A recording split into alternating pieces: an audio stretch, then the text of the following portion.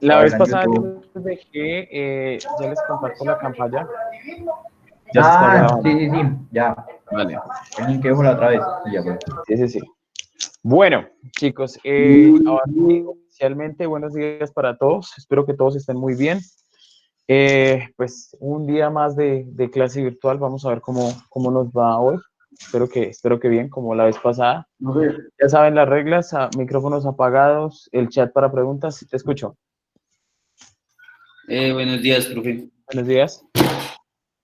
Profe, lo que pasa es que pues no sé si es mi micrófono o no sé, pero es que se me escucha como muy distorsionado, como con mucho eco. No sé qué pasa ahí. ¿Los demás me escuchan bien ahí? Sí, profe, nosotros lo escuchamos bien, debe ser Carlos Ahí lo David. escuchamos bien, lo escuchamos bien. Vale, listo, chicos. Carlos David, profe. Vale, Carlos, entonces debe ser de pronto el audio, no sé. Si quieres apagar las cámaras para que no vaya a haber, digamos, lío, si tienes muchas pestañas abiertas en el computador, también puede afectar un poco. Bueno, chicos, vamos a comenzar oficialmente la Sí, clase. profe. Entonces, tal como lo hacíamos en el salón, nos disponemos para hacer la oración. In nomine Patri et Filii et Spiritus Sancti. Amén. Ave María, gratia plena, Dominus tecum, benedicta tu in mulieribus et benedictus fructus ventris tui, Iesus. Sancta María, Mater Dei, ora pro nobis peccatoribus, nunc et in hora mortis nostre. Amén. Bueno, habiendo rezado el Ave María, es importante decirles que vamos a trabajar nuestra clase de hoy respecto a la concepción del alma que tienen en diferentes culturas. Como ustedes lo vieron, creo que a las 11 de la noche del domingo quedó para que se publicara, donde dice semana 2, voy a compartirles mi pantalla para mostrarles, donde dice semana 2 en el Classroom, ahí les dejé una pequeña presentación que vamos a abordar el día de hoy para poder hablar acerca del alma y la forma como la conciben diferentes culturas alrededor del mundo. La próxima clase lo que haremos es verla ya desde filosofías puntuales de diversos autores para poder entrar ahí sí abiertamente a la manera como San Agustín comprende el alma, porque San Agustín no inventa el concepto, sino que es heredero de varias tradiciones tanto religiosas como heredero de tradiciones filosóficas. Entonces, solamente al poderlos observar de esa manera, se va a comprender mejor cuál es la finalidad y la percepción que tiene San Agustín respecto del alma. Bien, si alguno prefiere no verlo desde Meet, sino verlo directamente desde el documento, ahí ya lo tienen para que puedan acceder a él, ¿vale? Bueno, entremos en materia hablando acerca del alma, como la conciben diferentes culturas alrededor del mundo. Vale aclarar que el término alma pertenece... Buenos días, discúlpame, Buenos días. profesor Eddy, Sí, disculpa sí. la interrupción. Está la niña Nicole Fernanda Roa compartiendo su pantalla, cosas personales, Okay. además bastante inapropiadas, entonces, por favor, para que le recomiendes. Vale, Y la niña profe, Nicole, para que esté pendiente de lo que está haciendo y se concentre en la clase. Muchas gracias, disculpen. Gracias, profe. Nicole, por favor, compórtate y ya sabes, ya lo habíamos hablado en algún momento, entonces si tenemos que abrir proceso por Academics por este tipo de situaciones, lo hacemos, ¿vale? Así que por favor, compórtate, ya estás en décimo, ya creo que cuentan ustedes con la madurez para comprender que esto es un momento serio y que estamos en una clase común y corriente, ¿vale? Por favor, que este tipo de situaciones no se presenten más. Bueno, continúo, muchachos. La presentación, como ya saben, está en la semana 2 de la plataforma de Academics para que la puedan observar. ¿Listo? Ahí les dejé también una bibliografía para que puedan acceder al documento oficial si en algún momento lo necesitan, que seguramente va a ser bueno que le echen mano, sobre todo para la actividad que deben presentar. Entonces, comencemos pues hablando acerca del cristianismo y la manera como el cristianismo comprende lo que es el alma. Para el cristianismo es gracias al alma que podemos tener instintos, sentimientos, emociones y pensamientos e incluso decisiones. Todos aquellos elementos que hacen referencia a la percepción que nosotros tenemos del mundo no tangiblemente. Es decir, cuando podemos imaginar, cuando podemos crear ideas, cuando podemos pensar, que no es algo que podamos encontrar en alguna parte del cuerpo, entonces es cuando estamos hablando de una dimensión que pertenece casi exclusivamente al alma. Así, la capacidad de autopercibirse, la capacidad de tener autoconciencia, es decir, comprender quién soy yo, es una virtud que se consigue gracias a que tenemos un alma. Si alguno de ustedes tiene alguna pregunta, las van dejando en el chat y yo periódicamente las voy observando para poderlas compartir con la clase y poder contestar así a las preguntas, ¿ok? Bueno, esto sí les pido que por favor tomen nota en sus cuadernos. Vamos a hablar acerca de la definición de alma. ¿Por qué es importante? Porque gracias a que tengamos una definición clara, vamos a poderle dar desarrollo oportuno a la actividad que tendremos más adelante. Al final de la clase les explico cuál va a ser.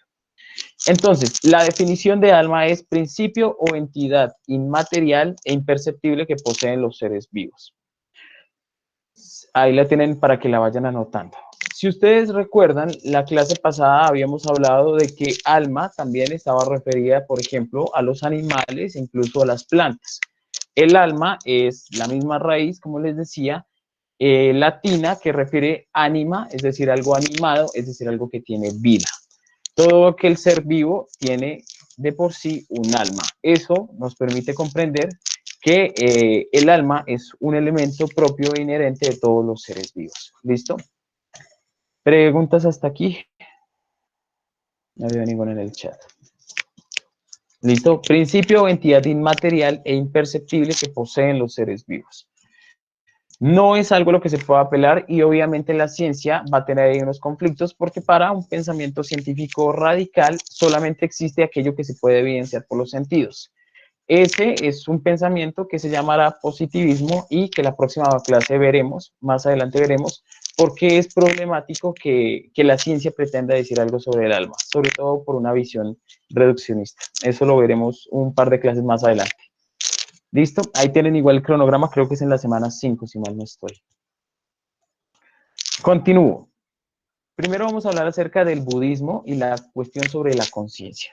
El budismo considera que nosotros tenemos 3 niveles de la conciencia. El primero, una conciencia sutil, es decir, simplemente saber que estamos en un círculo de vida que empieza con el nacimiento y termina con la muerte. Ese es, digamos, el sistema de conciencia más bajo. Luego, este va desapareciendo y se va convirtiendo tanto en una conciencia dormida, es decir, la concepción de que hay muchos elementos que no son desconocidos, el reconocimiento de la ignorancia es un nivel más alto, y por último, una conciencia que se llama krasa, es decir, una conciencia que nos permite observarnos a todos como parte de algo más grande, ¿sí? Para el budismo, la conciencia es el estado del alma que nos permite saber que nosotros no terminamos donde termina nuestro cuerpo, sino que además se extiende a varias dimensiones, digamos, universales, sobre todo en una constante relación con el mundo y con la naturaleza. Hasta aquí, ¿alguien tiene alguna pregunta? Ya saben, chicos, si alguien tiene alguna pregunta, Sergio Andrés. Ya que el alma humana, según el cristianismo, está ligada a la conciencia y la material, ¿esta estaría evitando el cerebro?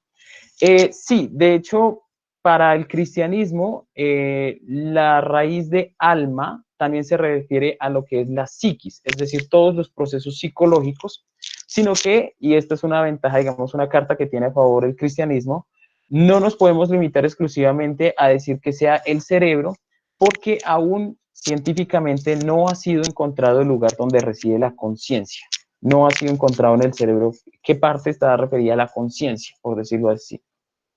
¿Qué tipo de dimensiones me pregunta Juan Ángel López? ¿Dimensiones respecto a? Por favor, es más clara la pregunta y ya la contesté. Si todo ser vivo tiene alma, ¿las plantas también tendrían una? Sí. El alma vegetal es la que les permite a las plantas regular las cuestiones de xilema y floema.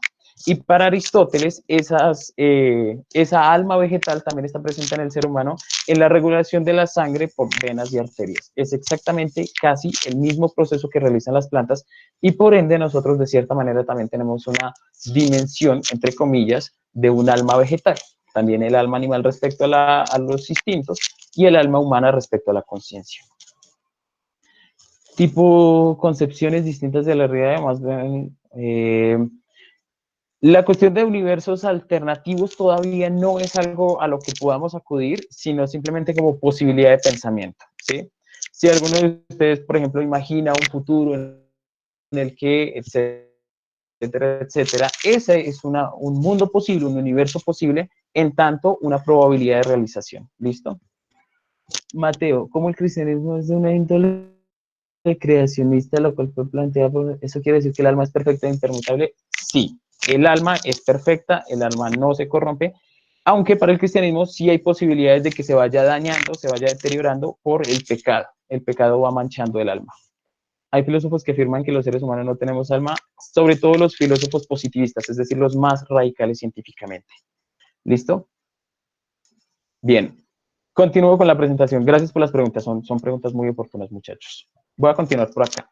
Entonces, eso respecto al budismo. El budismo nos permite tener una conciencia de nuestra existencia que trasciende no solamente el reconocernos como seres vivos que van a morir, sino además que podemos llegar a un estado más profundo de conocimiento, en tanto pensarnos como seres que estamos en relación con los otros. Este pensamiento ha tenido una vigencia reciente, sobre todo a la luz de ver la cuestión del calentamiento global. Si nosotros tuviéramos un poquito más de conciencia respecto a, es que no soy solo yo, sino que también está el mundo presente y se afecta con mis acciones, seguramente podría mejorar un poco nuestra percepción frente al universo y la manera en que nosotros nos comportamos. No les estoy diciendo hay que volverse budistas, sino que tener que en cuenta que hay una riqueza también en ese pensamiento. ¿Listo? Cuando nuestro espíritu alcanza cierto grado de cualidad que llamamos la conciencia sutil, ya no podemos morir en el sentido ordinario de la palabra. Esta es una frase del Dalai Lama y él considera que la trascendencia mayor del hombre está en alcanzar ese grado espiritual más alto. Y esto se logra sobre todo gracias a la meditación, a la reflexión, penitencia, ayuno y ciertas prácticas que se llevan a cabo en el budismo. Son muy parecidas al cristianismo, de hecho. ¿Los tipos de conciencia significan quién es más sabio? Sí, en el sentido en que una persona cuanto más reflexiva sea, es capaz de comprender mayor cantidad de fenómenos alrededor suyo. Si dicen que no se sabe dónde está la conciencia, ¿cómo sabemos que en realidad sí existe la conciencia? Este es un pensamiento que se desarrolló mucho en la modernidad y también gracias a San Agustín, y es la cuestión de yo pienso y sé que estoy pensando, por tanto yo debo existir. Esa concepción del yo solamente existe en los seres humanos, la percepción de que yo soy un individuo formado y de que tengo posibilidades tanto de equivocarme como de hacer cosas. Si se llega a una conciencia sutil, ¿qué pasa cuando una persona científicamente muere? Sí, solo que para el budismo la muerte no termina con el cese de actividades biológicas, sino que la muerte va en la capacidad de ser recordado incluso. Si uno logra hacer las cosas bien, sigue viviendo en aquellos que lo recuerdan. Y además, para el budismo también existe la reencarnación. ¿La conciencia está ligada con la introspección? Sí. De hecho, la conciencia es la que permite lograr ese estado de introspección, que es entrar en nosotros mismos y saber quiénes somos. A ese fenómeno le llamó San Agustín interioridad. Ya que el Dalai Lama dijo que tener conciencia no se puede morir. Sí. Entonces va por ese lado. Esa capacidad de conciencia es saber que yo soy alguien y que tengo una responsabilidad frente a mi mundo y frente a las cosas que estoy haciendo. ¿Listo? Continúo con la presentación, chicos. Ahí les dejo la presentación. Ustedes ya saben, en cualquier momento acceden y van tomando nota por si algo no queda claro. Continúo por acá. Vamos a hablar acerca del hinduismo, que es, por decirlo así, una rama un poco más antigua del budismo. El budismo comienza con Siddhartha y el hinduismo ya es algo que viene 3000 años antes.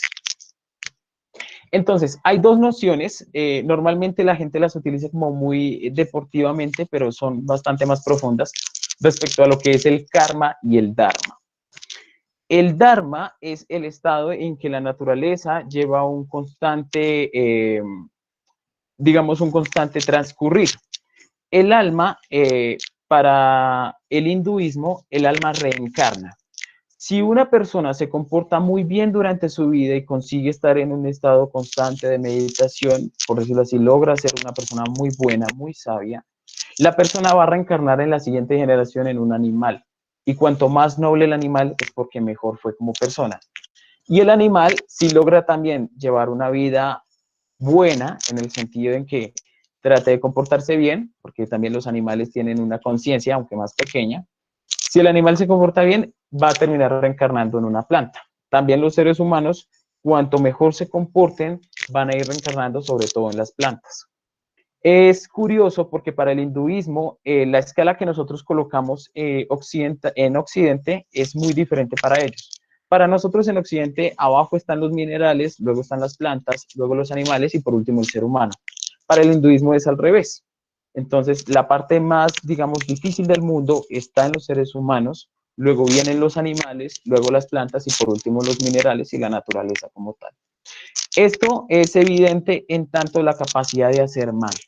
El hombre es el único que puede hacer el mal, por tanto, es el que está en la escala ontológica más baja. Luego seguirían los animales, las plantas y la naturaleza en sí misma. Voy a mirar preguntas. ¿Qué actos y fenómenos producen la degradación del alma? Lo que llamaríamos el pecado. La no regulación de mis instintos y de mi conciencia es lo que me hace que mi alma se ensucie. ¿Qué clase de animales se consideran nobles en el hinduismo? Sobre todo los que están relacionados con el calendario chino, que la gente lo mira como, ay, el horóscopo chino, qué divertido, vamos a ver, a mí me pertenece el año del gallo, entonces eso quiere decir que soy una persona feliz. No, para ellos, cada uno de esos animales tiene que ver principalmente con un tipo de personalidad. Entonces, los animales del calendario chino son los más nobles en el hinduismo. ¿Listo? Voy a seguir observando. Los animales son capaces de ver el bien y el mal en el hinduismo. No como tal bien y mal, esas son nociones humanas, sino ciertas virtudes, ciertos modos de comportamiento. No necesariamente con las etiquetas de bien y de mal, sino con la capacidad de comportarse.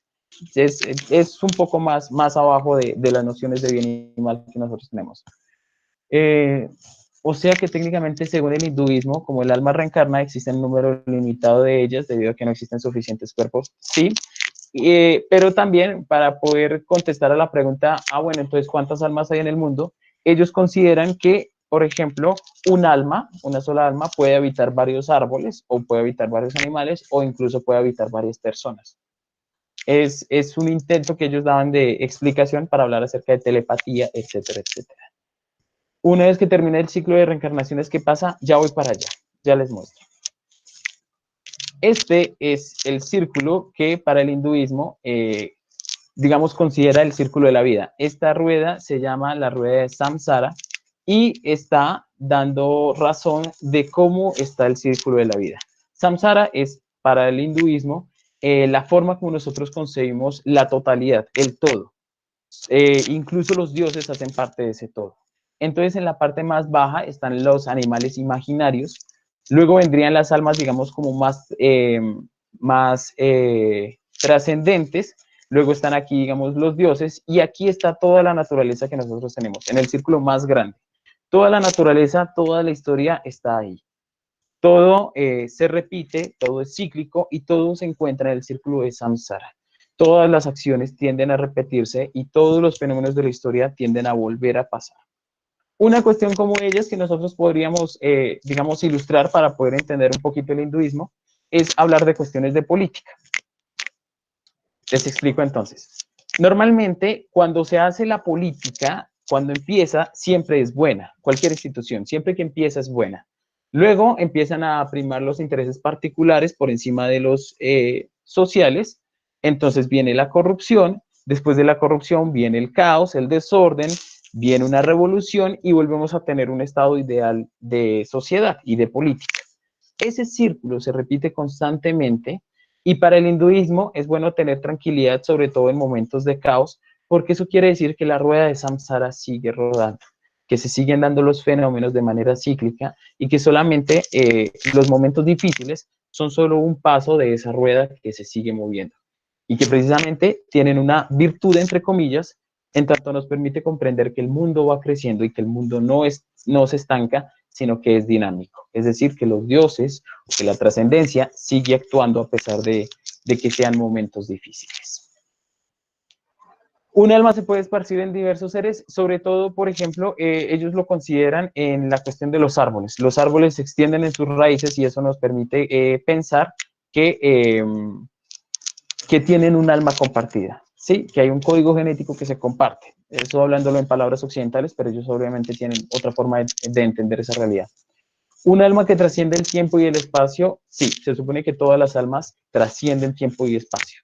En el tiempo y el espacio solamente sean los fenómenos del cuerpo, pero el alma va mucho más allá. ¿Cómo se podría ligar el alma con el zoon politicón? Creo que me dice Mateo.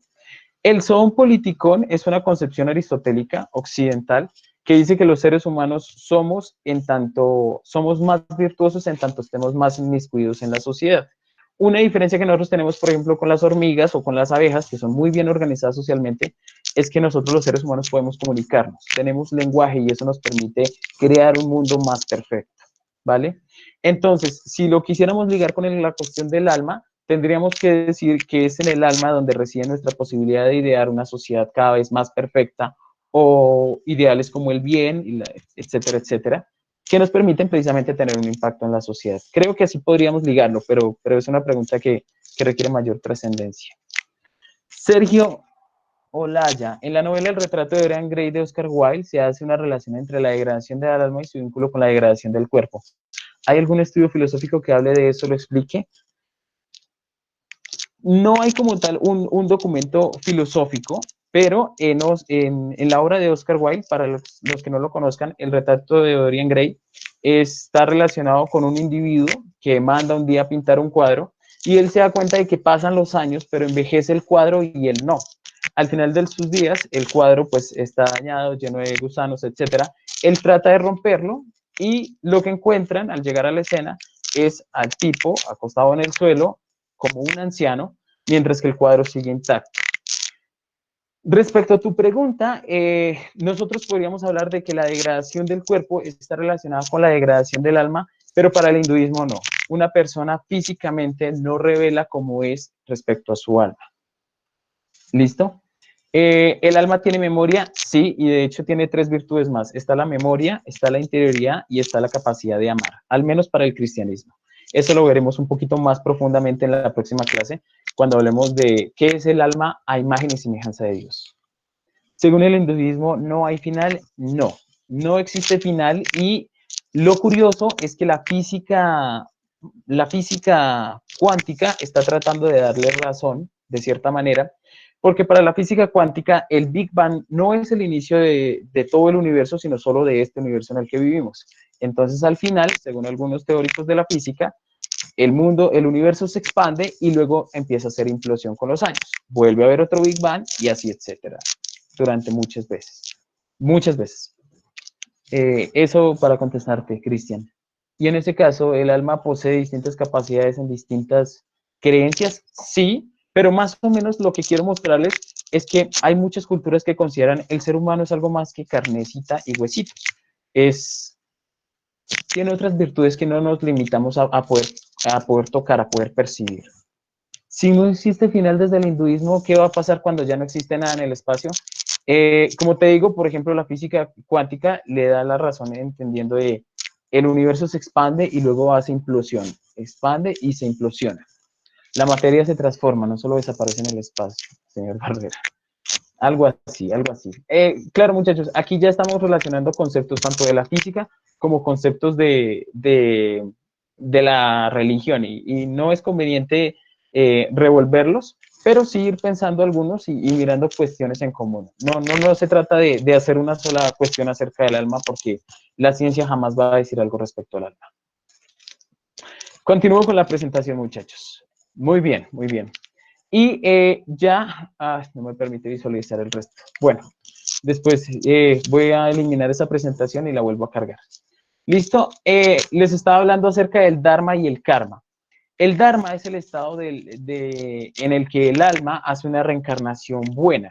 Y el Karma es el que nos obliga a seguir siendo seres humanos. Cuando una persona no se comporta bien en el mundo, entonces el Karma es esa fuerza que lo obliga a volver a seguir siendo humano.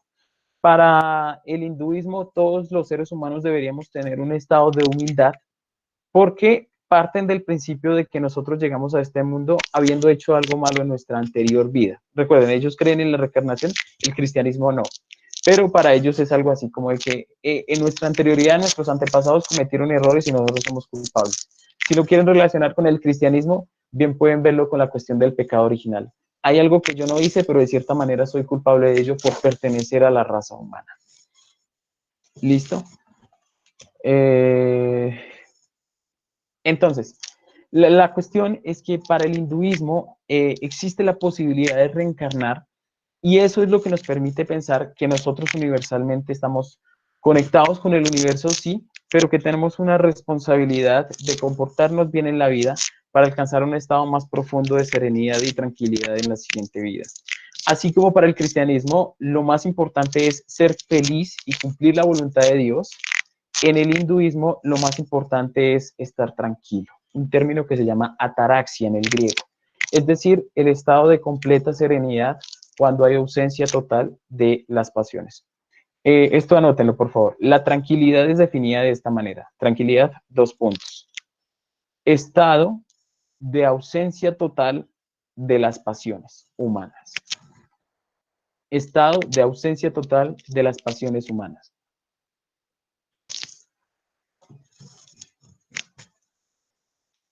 Profe, ¿puede repetir? Claro que sí. Entonces, la tranquilidad es el estado del alma en el que hay ausencia total, estado de ausencia total de las pasiones humanas. Estado total de la ausencia de las pasiones humanas. Supongo que ustedes por la cuarentena pueden comprender un poco mejor que uno de los estados, digamos, más complicados del ser humano, no hablando físicamente, sino en el alma, en la psiquis, como lo queramos llamar, es el estado, por ejemplo, de ansiedad que a uno a veces le da de querer salir, pero no poder hacerlo. Esa ansiedad es una pasión humana que un alma sabia, un alma tranquila, lograría contrarrestar en el sentido de no tengo por qué preocuparme porque sé que no depende de mí el hecho de no salir. ¿Qué depende de mí? Quedarme en mi casa. Esto va a influir muchísimo en la filosofía de los estoicos. Los estoicos fueron una escuela griega, de ella hablaremos en la próxima clase. Pero les adelanto, para ellos la máxima felicidad era no sentir ningún tipo de pasión. Ni miedos, ni amor, ni terror, ni odio, ningún tipo de sentimiento. Eso lo veremos en la próxima clase. ¿Preguntas hasta aquí? ¿Por qué muchas culturas se presenta el bien como una forma de vida? Hay dos maneras de comprender eso. Si queremos comprenderlo desde la parte religiosa, diríamos que Dios tiene un proyecto para todas las criaturas y se ha revelado de diferente forma en diferentes culturas para decirles, hay que tratar de estar tranquilos, hay que tratar de hacer las cosas bien porque es la voluntad de Dios. Y si lo queremos ver desde una cuestión social, nos daremos cuenta de que todas las sociedades necesitan colocar unos prototipos de qué es el bien para poder realizar un comportamiento digno, ¿sí? Cuando nosotros en una sociedad nos damos cuenta de que una persona trata de hacerle daño a otra y eso genera un círculo vicioso de venganzas, entonces es cuando nosotros tenemos que decir, no, espere, hay una cuestión y es que este es el bien y es sagrado y es importante que ninguno de nosotros cometamos un error precisamente para que nuestra sociedad crezca. Podemos verlo de cualquiera de las dos maneras. Gracias, Carlos, por escribirlo. Estado de ausencia total de las pasiones humanas. Gracias. Juan Ángel López, ¿pero qué es lo que define lo que encarnamos en la vida siguiente? Esto ya les muestro en la diapositiva, ¿vale? Ellos piensan que todos es un ciclo como la creación del universo y la vida de una persona. Sí, todas las cuestiones son cíclicas. Por ejemplo, para los hinduistas actuales, si alguno de ustedes tiene un sueño, entiéndase, algún tipo de aspiración en la vida, y siente que no, constantemente, que hay momentos en que se le olvida, pero vuelve a renacer, yo quiero dibujar, pero luego se le olvida eso, y luego vuelve a aparecer ese sentimiento, es porque Samsara está deseando que se lleve a cabo ese plan, y no va a darle tranquilidad, recuerden que ese es el mayor bien, hasta que usted lo ejecute, ¿sí? Cuando eso de que la conciencia nos molesta de, ve, yo debería llamar a mis abuelos, que hace rato no los llamo, y vuelve a aparecer ese pensamiento constantemente, para Samsara hay que hacerlo porque es su voluntad de que nosotros tengamos tranquilidad y no se la va a dar hasta que no lleve a cabo esa acción, ¿vale? Es un ciclo como la creación. Listo. Bueno, ahora sí te contesto la cuestión del karma. El karma, aquí les comparto, el karma no, el karma se va a seguir dando siempre y cuando uno no haga las cosas bien, siempre y cuando uno ceda a sus pasiones. ¿Cuándo se detiene el karma y empieza el dharma? Cuando se haga buena meditación, se controlen los vicios, es el último párrafo, y la pureza del espíritu. Eso es lo que ayuda a tener una buena conexión, una buena comunicación con Samsara, para que Samsara le regale la tranquilidad de convertirse o en un animal o en una planta. Eso es lo que va a pasar al final de la muerte. El hinduismo se había dado cuenta de que al final de la vida las personas tienden a sentir X sentimiento, o se sienten tranquilas o se sienten afanadas. Si se sienten tranquilas es porque Samsara les eh, ha permitido comprender que tuvieron una buena vida en el sentido de que controlaron su vida, se mantuvieron siendo buenos y les va a regalar el paso en la reencarnación a un animal o a una planta. Si la persona muere atormentada, si muere triste, si muere en congoja, es porque la persona hizo algo mal y Samsara no le dio esa tranquilidad a la hora de morir. Por eso, para el hinduismo se celebra como una fiesta. De hecho, en India ustedes lo habrán visto, es una fiesta que una persona fallezca. Nosotros aquí tendemos a verlo como una aberración, como algo malo, como un castigo de Dios, pero para el hinduismo es algo bueno, porque quiere decir que Samsara, la vida de Samsara terminó, es decir, toda la vida ya dio su vuelta y va a empezar en otra realidad. Si comienza como ser humano, igual se celebra la muerte porque es una nueva oportunidad que le da Samsara para hacer el bien, para buscar la tranquilidad, que es el mayor de los fines. Si las pasiones corporales humanas son obstáculos para la tranquilidad, entonces eso funcionaría como argumento para respaldar la concepción del cuerpo como una cárcel del alma. Sí, es interesante y de hecho tienes mucha razón. Eso permitiría reforzar esa idea. El cuerpo es la cárcel del alma porque estamos sometidos a ella. Pero, por ejemplo, para San Agustín, el cuerpo y el alma no se trata de que una cosa esté por encima de la otra, sino que el ser humano no se considera una dualidad, dos cosas, sino una sola. Y es solamente en comunicación constante con el cuerpo y con el alma. Eso lo podemos ver en psicología, donde, por ejemplo, está el fenómeno de la somatización. Cuando una persona está preocupada por alguna situación y entonces empieza a sentir quejas de salud. Eso es de San Agustín. ¿Cuál es la diferencia entre lo que quiere una fuerza superior y lo que uno quiere? La diferencia de ambas cosas se da en el sentido en que la voluntad humana es muy pequeña y para el hinduismo, si uno quiere una cosa y el universo no se la concede, uno no debe ponerse de mal genio, porque yo soy parte de ese todo que está regulándose. Entonces, si yo soy el que está errando en mi voluntad, yo lo que tengo que hacer es tratar de adaptarme a la voluntad divina, que es la que sabe qué es el verdadero bien. ¿Sí? En ese caso, lo que pasa es que yo tengo una comprensión muy pequeña de lo que es la realidad, ¿vale? Les coloco un ejemplo. Cuando un niño dice, es que yo quiero comerme toda esa bolsa de dulces, el papá es el que tiene la responsabilidad de decirle, no, no te voy a dar la bolsa de dulces porque te vas a enfermar. El niño no comprende la dimensión de esa situación y algo así es lo que está sucediendo cuando nosotros no estamos de acuerdo con la rueda de Samsara. Que Samsara sabe por qué es que sean las cosas y nosotros todavía no alcanzamos a dimensionar cuál es la cuestión de ello. ¿Qué sentido tiene convertirse en una planta? Que la planta está absolutamente libre de todos los males y de todas las tristezas y de todas las pasiones que afectan al ser humano.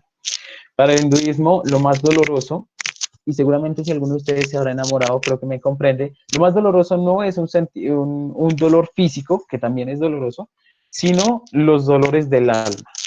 Por ejemplo, el sentirse rechazado, el sentirse ignorado, que lo manden a la friendzone. Para el hinduismo es algo más grave, porque es un dolor que no se puede curar, no se puede tratar fácilmente. Entonces, convertirse en una planta o en un animal no es solamente ser una cosa y ya, sino que este tipo de animales y ese tipo de plantas están más ausentes de ese tipo de dolor. ¿Cuál es el punto máximo al que el alma puede trascender? Lo máximo a lo que se puede llegar es tratar de convertirse en uno de los prototipos de la historia, entre comillas. El punto mínimo es ser un ser humano. Es ser un ser humano malo, además. El punto máximo, digamos, al que se puede llegar es convertirse en alguien para la historia. Por ejemplo, ustedes ven el Dalai Lama y para la religión es la reencarnación de un alma que ha venido con el tiempo ayudando a otras almas a buscar la paz. Entonces, el punto máximo al que se puede llegar es, entre comillas, ser algo así como un ángel, ellos tienen otro término, que es alguien que está más cerca de los dioses, intercediendo para que los hombres puedan hacer las cosas bien. Es como una especie de santo en nuestra religión, pero obviamente salvando las diferencias. También la planta está libre de todos los placeres y virtudes corporales y a nivel de la conciencia. No, porque las plantas, para ellos sí tienen un nivel de conciencia diferente al del ser humano, pero digamos para ellos un árbol puede sentir y son sentimientos que no son de dolor, sino sentimientos de placer. La lluvia, el sol, etcétera, etcétera. ¿Una planta o un animal pueden volver a ser humanos? Se supone que no, pero es la rueda de Samsara la que lo sabe. Bueno, chicos, quedan 4 minutos. Y digamos, la posición social en este caso podría depender de lo malo que podría ser una persona. Sí y no, porque para el hinduismo poco o nada importa la cuestión económica. Para ellos lo importante es que tú estés muy tranquilo. Y de hecho, por ejemplo, para ellos muchas veces el hecho de estar sometido a cuestiones como el dinero te impiden gozar de la verdadera felicidad. Si tú tienes una empresa, tienes que preocuparte por esa empresa, mientras que si no tienes nada, puedes preocuparte de ti mismo y ya. Entonces, librarse de responsabilidades es algo importante para el hinduismo. Piensen, por ejemplo, en el caso del Papa. Ese pobre hombre todo el tiempo lo están juzgando, cualquier cosa que haga está mal. Salió a dar una bendición para todo el mundo y todo el mundo se le vino encima diciendo, ay, pero es que la iglesia no hace nada más, cuando él también había hecho donaciones, etcétera, etcétera. O sea, ¿Gandhi puede llegar a ese punto casi máximo del alma? Sí, porque Gandhi ayudó a buscar la tranquilidad de muchas personas, sobre todo con su movimiento de la resistencia pasiva, que para lograr la independencia de Inglaterra lo que hicieron fue no protestar y no pelear, sino salir a las calles y desobedecer simplemente, desobedecer a la autoridad inglesa, y así fue que lograron independizarse. Entonces sí, Gandhi está en un punto más alto del alma. Bueno, chicos, quedan 3 minutos. ¿Preguntas? Sí, yo. Sergio, sí, en el hinduismo soy parte de la casta que no proviene del dios Brahma. ¿Tengo menos posibilidades de salir de la condición humana? Sí, no, sí, claro, de cierta manera también influye la sociedad, influye la historia que tú tengas. Si tus padres fueron buenos, si tus abuelos fueron buenos, es más probable que tú seas alguien bueno y puedas alcanzar la trascendencia. Pero no es como de que se seleccionen dependiendo de qué religión es la que tiene o de qué familia, de qué casta venga. Eso ayuda, pero lo que observa Samsara son las acciones individuales. ¿Podría decir que el karma se hereda? No, el karma es responsabilidad exclusiva del ser humano. Si yo estoy haciendo las cosas mal, pues voy a nacer como otro ser humano, porque eso es lo que pide Samsara para que yo pueda trascender. ¿Listo, chicos? Bueno, no sé cómo les parece a ustedes esta dinámica de clase de esta manera. Profe, va a dejar tarea en la plataforma. La tarea que ustedes tienen está para la otra semana. Está para realizarla la otra semana y entregarla en la 4ª semana. Entonces, no, tranquilos. Porque primero tenemos que observar qué piensa la filosofía, los filósofos como tal, los pensadores, respecto a la cuestión del alma. Ahí es donde vemos a San Agustín para que ustedes puedan empezar a echarle mano a esos elementos. ¿Listo? Bueno, chicos, entonces, si no hay más preguntas, cualquier duda igual se la recibo en el correo, ¿listo? Con esto damos por terminado la clase, esto respecto a las religiones y la forma en que perciben la religión. Entonces, cuídense mucho y que Dios los bendiga. Listo, profe, buen día. Vale, Profe, cuídense. Muy bien. Gracias, profe, Vale, buen día. Cristian, gracias. Gracias, profe. Chao, profe. Cuídate mucho, profe. Chao, mister, gracias, profe. Buen día. Cuídense mucho, Gracias, Dios los bendiga. Gracias, profe. Gracias a ustedes. Chao, profe. Gracias a Gracias, ustedes. profe. Cuídense mucho. Bendiciones. Muchas gracias, profe. Bueno, chicos, cuídense. Un abrazo. Lo mismo, profe. ¿Listo?